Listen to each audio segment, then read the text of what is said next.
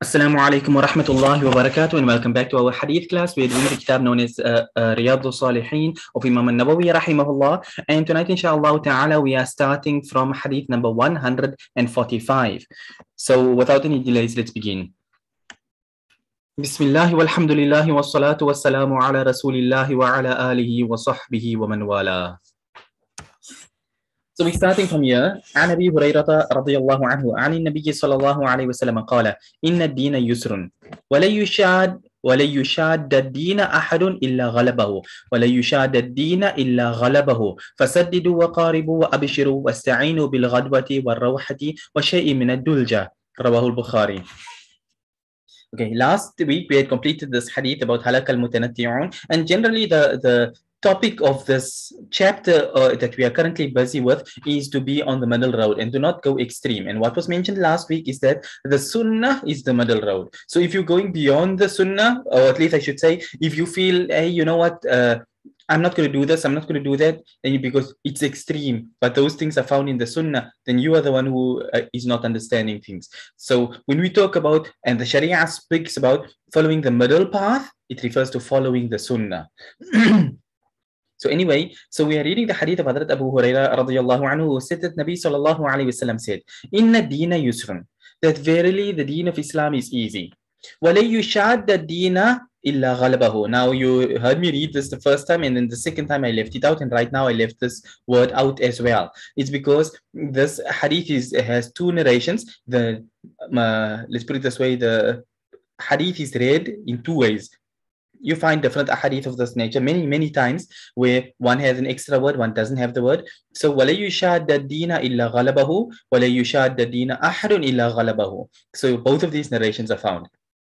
So anyway, so Nabi sallallahu alayhi wasallam said that verily Islam is easy. And I mentioned this last week as well, that when it speaks about Islam being easy, it means everything that Allah has ordained, everything that Rasulullah sallallahu alayhi wasallam has told us to do is in reality easy. People today like, no, this is difficult, and salah is difficult, and that is difficult. In reality, it's not difficult. You try, you have shaitan trick you, you lie to yourself, so you make it seem as if things are difficult, but in reality, it's not difficult. Allah did not give us 50 salah a day. Maybe that would have been difficult. Allah gave us 5. There are ulama who used to spend the entire night in salah. There were some who used to perform 200 raka'at nafil salah at night. There were ulama who used to recite the entire Quran in salah every single night. So, in fact, Imam Abdullah ibn al-Mubarak rahimahullah, he mentioned with regard to Imam Abu Hanifa rahimahullah, I forget the amount of time, I'm unsure whether he said 7 years or more, I forget the exact number, but he was rebuking someone who spoke bad about Imam Abu Hanifa rahimahullah, and he said that you say this regarding a man who read the Quran in salah, the entire Quran in salah every night, and let's go with 7 years as the lowest amount. Every night in salah for 7 whole years, Imam Abu Hanifa had this practice that he recited the entire Quran, not reading it from the Mus'ab, but reciting it in salah every night without fail for more than 7 years. So this was not, today people like 5 salah, oh, it's so difficult. They made their 5 salah and they made like 400 times that amount as well. So the reality is the deen is easy. People lie to themselves to say that the deen is difficult. It's not. It's when people want to fit in with the kuffar lifestyle, when people want to live a life outside of what Islam tells you to live, then yes, then Islam seems difficult. But in reality, Islam is not difficult if you follow it the way you should be following it. So Nabi sallallahu alayhi wasallam went further to say, وَلَا يُشَادَّ الدِّينَ أَحَدٌ إِلَّا غَلَبَهُ. And no one makes the deen difficult upon himself, but that it overpowers him. Now, there are two ways of understanding this hadith. Okay, let me give it here. We're going to read it but in the sharah later on, but let me mention it here anyway. وَلَا يُشَادَّ الدِّينَ أَحَدٌ إِلَّا غَلَبَهُ أو وَلَا يُشَادَّ الدِّينَ إِلَّا غَلَبَهُ, as both narrations. It comes to the same thing at the end of the day. There's no distinction in meaning. Ahadun, anyone. We understand anyone, whether the word is there or not. But anyway, illa ghalabahu, except that it overcomes him, it overpowers him. Now, what is it overpowering him? So the most common explanation amongst the ulama is that when you make the deen difficult, it will become so difficult that you will not be able to do it. Thus, it overpowers you. That's one interpretation. It's the most common interpretation. It's the, let's put it away, the most correct interpretation as well. Because from a linguistic perspective, the who, this is known, the what is the marja, where does the what you call this thing now in Arabic, the possessive pronoun, it returns to the nearest one. That's it. Here's the nearest, that's second. So he's closer than him here. So linguistically, this is the closest one. So who returns yushada. But it's also possible to take who and let him return to yusr. So that's how you end up getting two interpretations for this hadith. So then, according to the second interpretation, وَلَا يُشَادَ الدِّينَ أَحَدٌ إِلَّا غَلَبَهُ يُسْرَهُ. In other words, so if a person tries to make Islam difficult upon him, the ease of Islam will still overpower him. In other words, he tries to make it difficult, but Islam is so easy that even him trying to make it difficult, it will still be easy. That's the second interpretation. Like I say, the first interpretation is the more common one, the more accurate one, even though both of them are indeed correct as well. Any case, so Nabi sallallahu alaihi wasallam now went further to say, "Fasaddidu wa qaribu wa abshiru." These are things that I don't have. I always say that I don't have the Jawami'ul Kalim, to say a small word and have a great amount of meaning. I waffle on for 15 minutes to say something that somebody else can say in 2 minutes. So Nabi sallallahu alayhi wasallam said, "Fasaddidu wa qaribu wa abshiru." Saddidu means literally on point. Qaribu, qurb means something nearby. So fasaddidu wa qaribu. If you were to explain it in simple terms, it means try your best, do the best that you can. In other words, that's my goal is to perform, let's say, for example, 100 rak'at at night. Try as best as you can. You can't perform 100, no problem. You made 80, no problem. You made 50, no problem. Fasaddidu wa qaribu. Try your best. Obviously, this applies to nawafil, not in farad. You can't say, well, I'm trying my best, so I'm making 3 farad a day. It don't work that way. Yes, where that will apply is that if you're going to abandon everything now because I can't make all 5, then yes, then rather make 3 instead of abandoning it all. But the hadith, saddidu wa qaribu here, refers to your general ibadat. If you make it upon yourself to read a para of the Quran a night or a day, and you can't do it, then do what you can. Do the amount that is possible for you, but do it nonetheless. Wa abshiru, and have glad tidings. Glad tidings, when you do these good deeds, even if it's a small amount, at the end of the day, Allah will reward you nonetheless. وَاسْتَعِينُوا بِالْغَدْوَةِ وَالرَّوْحَةِ وَشَيْءٍ مِنَ الدُّلْجَةِ. And the next part of the hadith, Rasulullah sallallahu alayhi wasallam also puts things in a little bit of perspective, in the sense that Nabi sallallahu alayhi wasallam said, وَاسْتَعِينُوا, and take aid at 3 occasions of the day. بِالْغَدْوَةِ وَالرَّوْحَةِ وَشَيْءٍ مِنَ الدُّلْجَةِ. Ghadwa refers to the beginning of the morning. Rawha refers to the ending of the day. In other words, roughly around about Maghrib time, so to speak. وَشَيْءٍ مِنَ الدُّلْجَةِ, and a portion, dulja refers to the last part of the night, like the Hajjud time, in other words. So at these 3 occasions, so Ghadwa is like just after sunrise, early morning. Rawha, like I say, is after Asr, sun is set here, Maghrib time roughly, and Dulja is here, middle, last part of the night. So those are the 3 times. Now, what's the significance between these 3 times?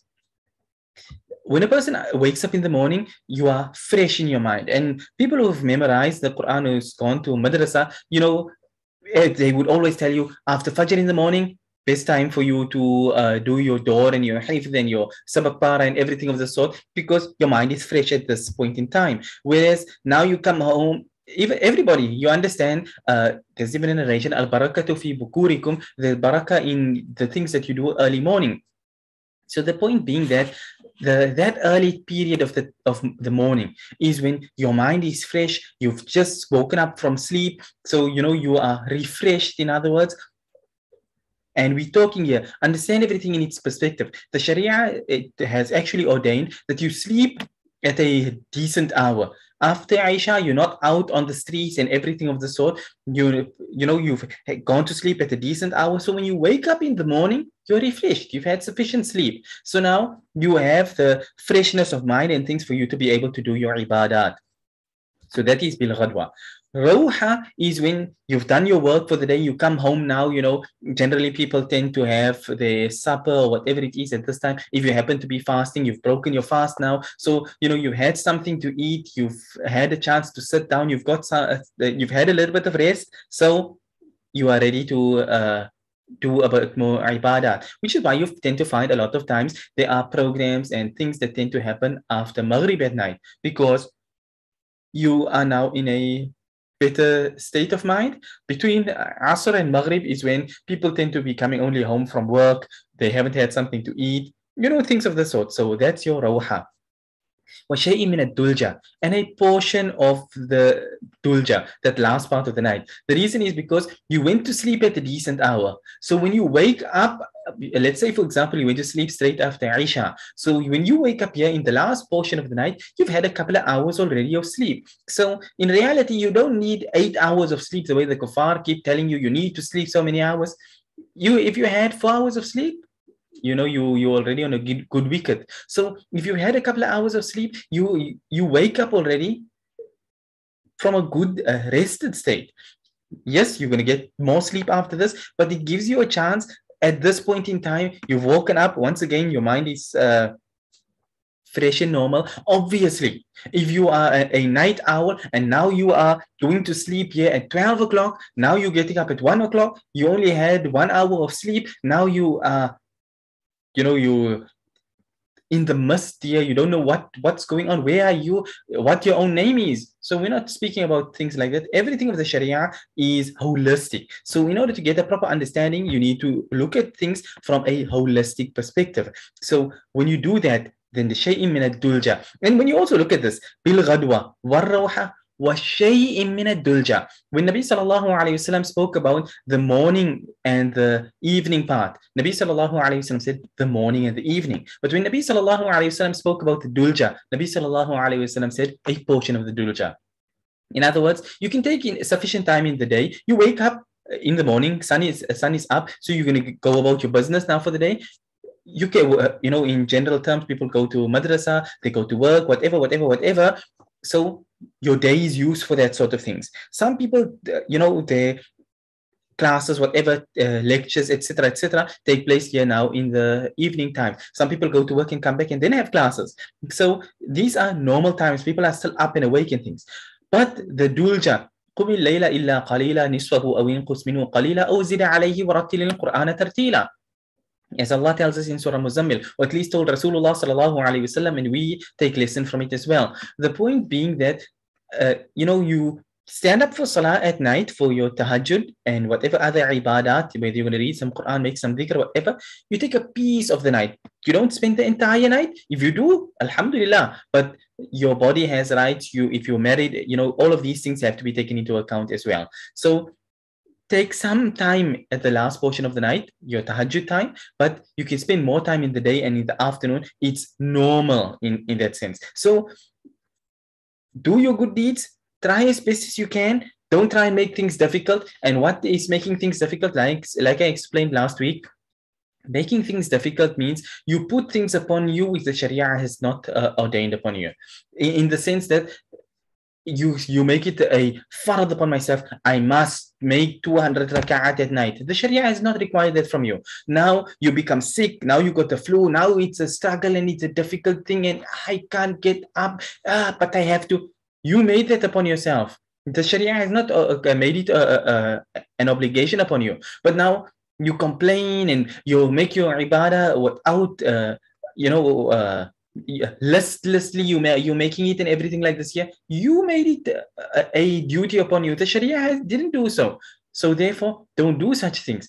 Do it in a proper manner on the middle road, the way that the Sunnah is. Imam Bukhari rahimahullah is the narrator of this hadith.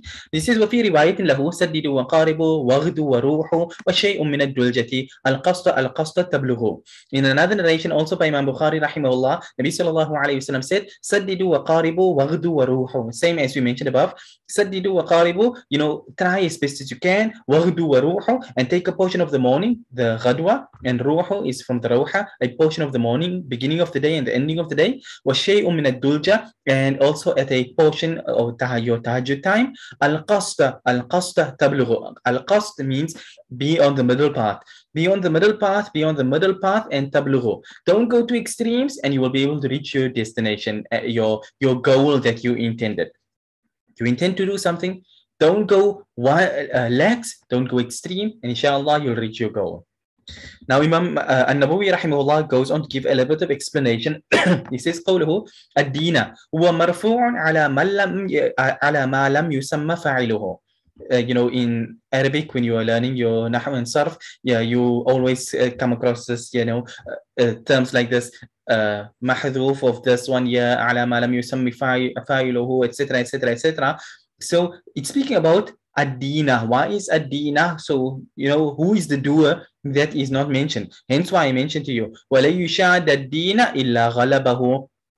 But here, the fa'il is mentioned. So, وَلَا يُشَادَ الدِّينَ أَحَدٌ إِلَّا غَلَبَهُ. So, if you read it in this way, there's no fa'il which is not mentioned, because here is the fa'il. The ahad, the one person, he is the one who is making deen difficult upon himself.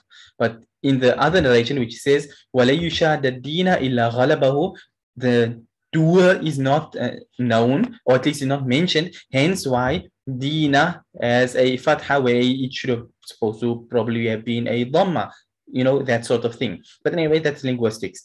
So وَرُوْيَ مَنْصُوبًا لَا يُشَادَ الدِّينَ أَحَدٌ وَلَا يُشَادَ الدِّينُ, that sort of thing. But anyway, وَلَا يُشَادَ الدِّينَ أَحَدٌ, like this narration over here from this nuskha has it. No person makes the deen difficult. وقوله صلى الله عليه وسلم إلا غلبه, أي غلبه الدين وعجز ذلك المشاد عن مقاومة الدين لكثرة طرقه.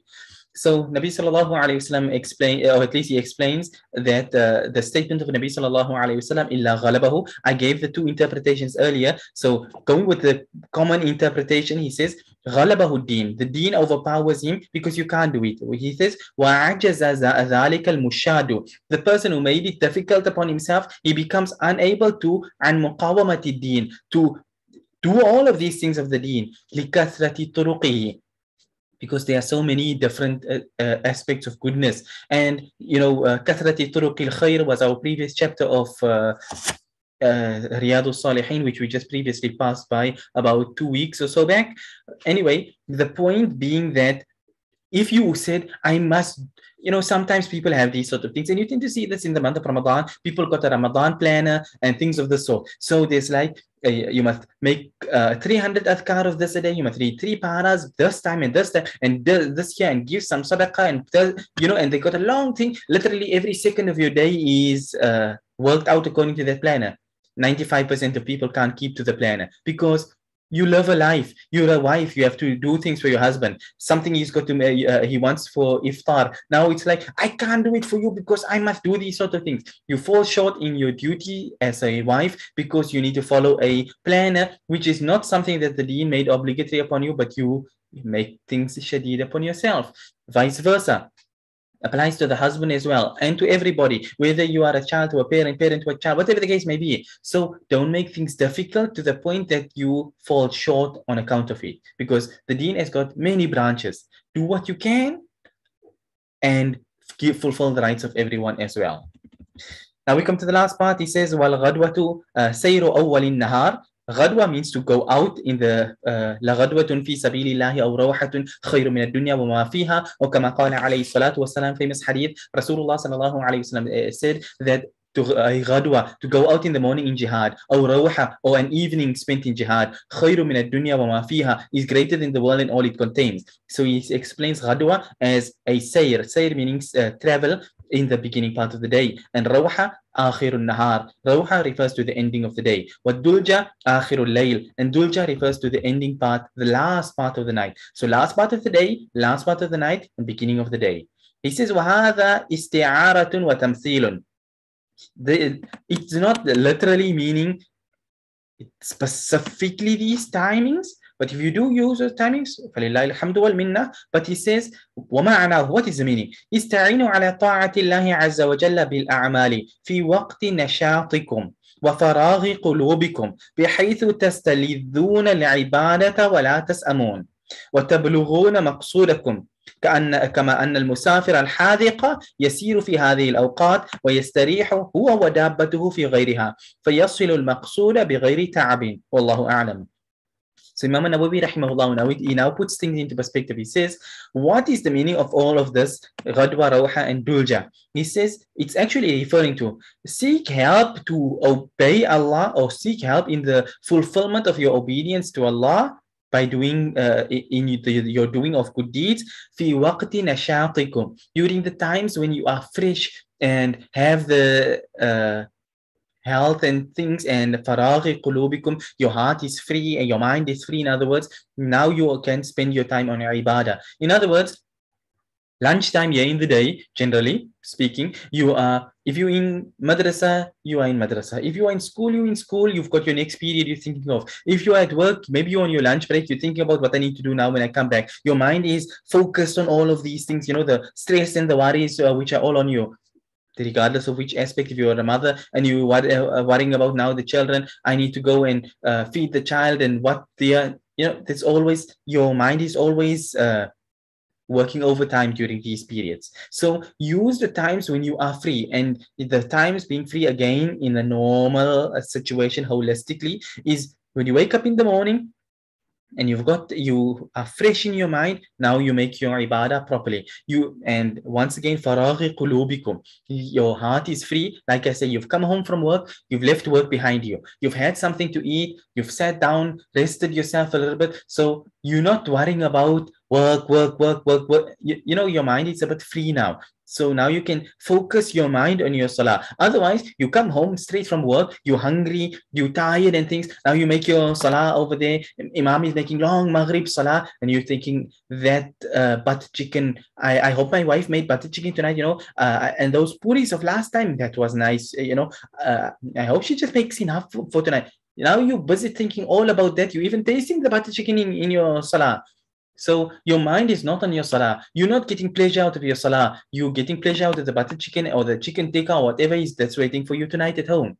So when you had the time to eat and everything, now you can, when you make your salah, you can have your mind focused on your salah itself. So that is what it's actually referring to. So as a result of making it during these times of your freshness, what happens?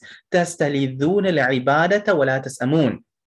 You enjoy your ibadah and you don't become lax and tired and lazy in it. Because, you understand, Alhamdulillah, Allah has given me all of this. A job that I've earned, a loving family that I've come back to. I've had some nice food to eat. I'm well rested now. And you come and you thank Allah for everything, and you make your ibadah. You recite your Quran, whatever. But the point being that your mind is focused on Allah, and you have that pleasure that you get from your ibadah, rather than being, hey, I need to get home. This man is taking so long. I'm hungry. He don't have to do anything because he's a layabout. So he just had supper before he came here. I must still go. Your mind is focused on everything else besides salah. So therefore, during these times, it's generally when your mind, if you just wake up from sleep, not everybody wakes up, rolls out of the bed and says, bring me a bowl of curry and rice. Generally, some people can't eat immediately after waking up. So your mind is not on food. Your mind is free from all such things, so you can focus on your ibadah. So you are able to reach your goals, which is, I needed to make my salah, I needed to read my Quran, I needed to do whatever it is, so I can do it. So he explains, كما أن المسافر الحاذق, the person who's an experienced traveler, يسير في هذه الأوقات, he travels during these times. The early morning, sun is not too strong. Ending part of the day, the sun again is not strong. But he's not, and هو ويستريح هو ودابته في غيرها. And maybe he decides to travel during the last portion of the night as well, whatever. because he can read the stars, whatever the case may be. But other than those times, him and his animal, they rest. So that he's not riding here on his camel at 12 o'clock in the day when the sun is directly overhead and it's hitting 42 degrees and you're busy melting like an ice cream on the pavement, when you could be traveling at the time when the temperature is maybe 19 degrees. But now you're going during 42 degrees because you don't know what you're doing. So that's what it's basically meaning. You're doing it at times when you can travel and you don't feel the stress of the traveling when you travel at these times as opposed to traveling under the intense heat of the sun. That's one example. So you travel during those periods, those 3 times of the day, and what happens? فَيَصِلُ الْمَقْصُودَ بِغَيْرِ تَعَبٍ. So you are able to reach your destination without excessive tiredness. Now you fall over and you're coughing there, you look like some tumbleweed as you come rolling in there, covered in dust, dying for a sip of water because you were out in the boiling heat. When if you had traveled at another time, you wouldn't have been going through all of this difficulty. Wallahu a'lam. So anyway, hopefully that covers that hadith. Let's move on and do at least one more hadith before the time runs out for tonight.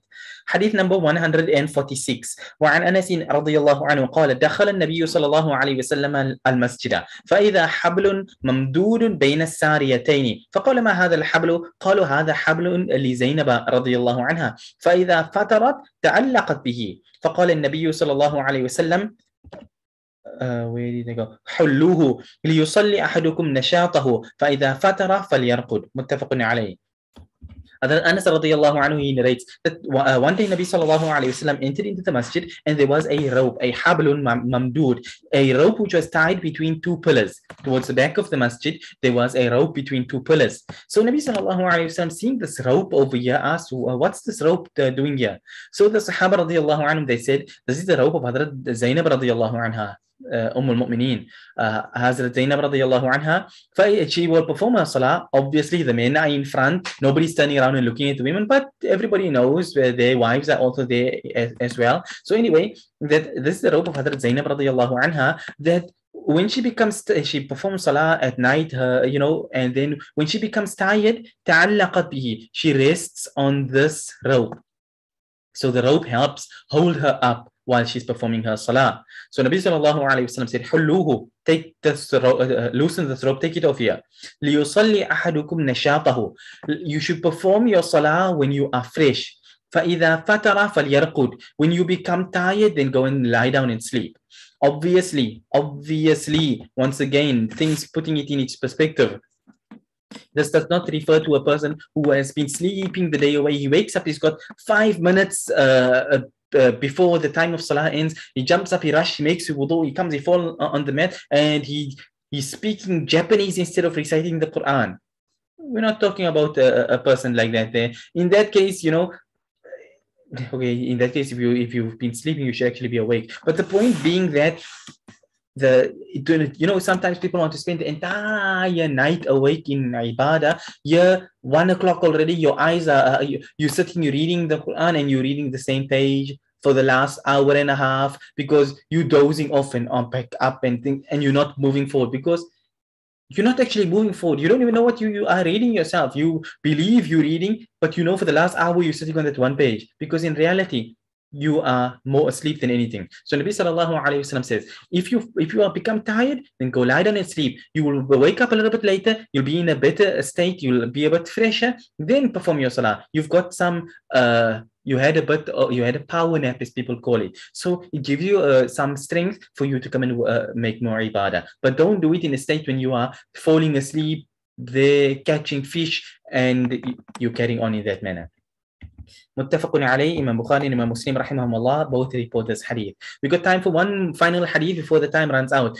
147 وعن عائشة رضي الله عنها أن رسول الله صلى الله عليه وسلم قال إذا نعس أحدكم وهو يصلي فليرقد حتى يذهب عنه النوم فإن أحدكم إذا صلى وهو ناعس لا يدري لعله يذهب يستغفر فيسب نفسه. متفق عليه. عائشة رضي الله عنها, she said that Rasulullah صلى الله عليه وسلم said إذا نعس أحدكم وهو يصلي. If one of you become tired while you are performing salah, once again your nafil salah, not your farad salah, if there's no time left over. Obviously, once again, if you are being tired in your Fard Salah, you need to make certain you are sleeping before hand so that you can perform your Salah properly. But anyway, if one of you become tired while you are performing salah, فَلْيَرْقُدْ, then go lie down and sleep. حَتَّى يَذْهَبَ عَنْهُ النَّوْمُ, until, the sleepiness goes away from you. You had a little bit of time of rest. فَإِنَّ أَحَدُكُمْ, because perhaps you may go and one of you go and you perform salah وَهُوَ نَاعِسٌ, while you are sleepy like this. لَا يَدْرِي, you don't know. لَعَلَّهُ يَذْهَبُ يَسْتَغْفِرُ, you go, you intend to make istighfar, but instead you swear yourself. Muttafaqun alayh, Imam Bukhari and Imam Muslim rahimahumullah both report this hadith. And I can personally attest to this. I've been teaching online now for many years. It's been 10 years already. And in the past, couple of years back, I used to do 2 classes at night. I used to be teaching online at about 11:30 at night, things of that sort, And I used to teach my second class at night was my Medina Arabic course class. And what happened is that one night I was busy in class and I fell asleep during class. I was noticing that there was blackout portions before, and then the one night I actually woke up from sleep during class and I was sleep talking in class. So as far as everybody was concerned, class was carrying on. But in reality, I was in a total different other world. And when I listened to the recording, I was reading something, وَتِلْكَ مُمَرِّضَةٌ. I still remember it till this day, that portion, that وَتِلْكَ مُمَرِّضَةٌ, and that is a nurse. And instead, when I listened to the recording, I was saying something, and she killed him and I'm like, what? I'm supposed to be saying, and that's a nurse, and instead I'm saying about killing people.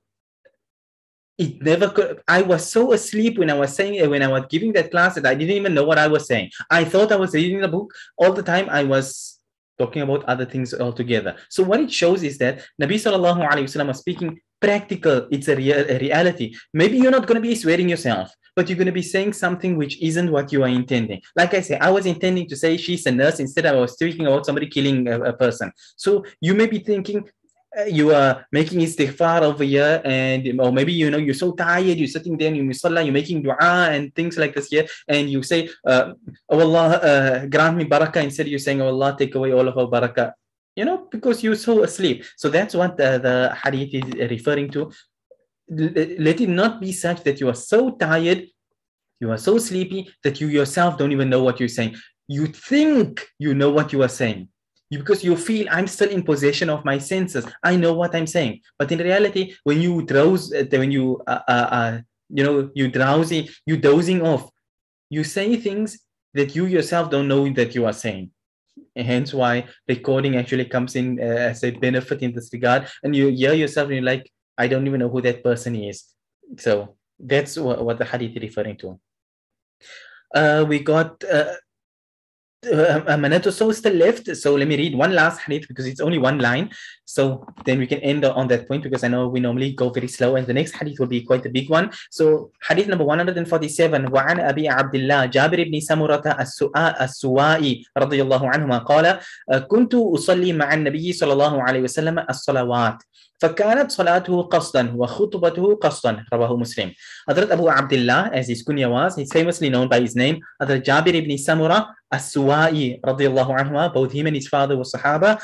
He said, I used to perform the salawat. In other words, he's not saying I made salah on one occasion. He means I regularly perform my salah with Rasulullah sallallahu alayhi wasallam.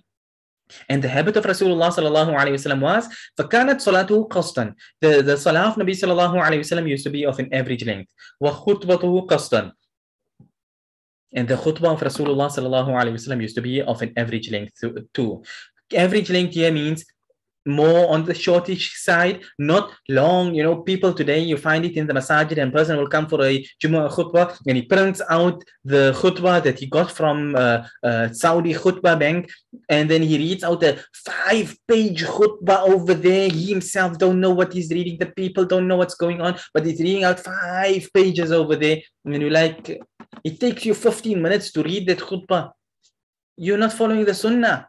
So, then you come and you perform your salah and you up down Kul a'udhu bi rabbil falaq, or Kul huwallahu ahad, at least I should say, is a long surah for you, and you up down, boom, over and done with your salah. Your salah took you 2 minutes, your khutbah took you 15 minutes because you're coming dressed as a Saudi to, that's against the sunnah.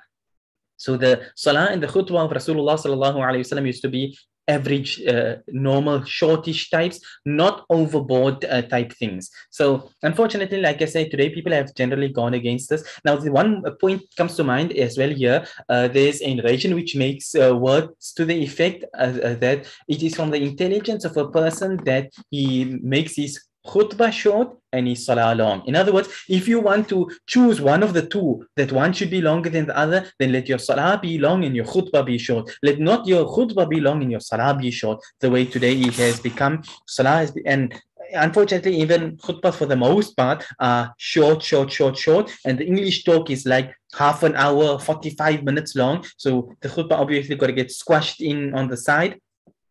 But anyway, the point being, let your khutbah be of a decent length, let your salah be of a decent length. Let it not be such that you turn people away from salah and away from the masjid because people say, it's that man again, he's coming again with one of those long Saudi printed khutbahs. And people are like, let me go to another masjid instead. I can't, I come out 15 minutes after the other masjid because he's making this extra long khutbah over here, which is just, and maybe the khutbah is even talking about Murtad bin Salman is such a great person and stuff like this here, and he's reading it out there because he don't understand it, and that sort of thing. So the point being, let things be on the middle road. Nabi sallallahu alaihi wasallam never inconvenienced people by making long salah. I'll end on this point here. Hazrat Abu Bakr and Hazrat Umar radiallahu anhuma were making salah together, the two of them. And Hazrat Abu Bakr radiallahu anhu was leading the salah. And they started, like we call it today, Shafi'i time, when the time of Fajr just came in. And they performed salah. And the salah lasted and the sun was just about rising. Hanafi time was coming to an end. And they were still making their Fajr Salah. Hazrat Umar radiallahu anhu, after the Salah, he commented, he said, the time of Fajr, words to the effect that the sun had almost risen upon us. And Hazrat Abu Bakr radiallahu anhu replied saying, in that case, it would not have found us lacking. In other words, we did a good deed. We were worshipping Allah this entire time. We were not wasting the time. I know I'm speaking on a different topic, but the point being, if you are for yourselves, you are people on a similar nature, by all means. If you are in your khanqa, for example, with your students and you're doing a particular nafil salah over there, no problem. But let it not be something that inconveniences the general masses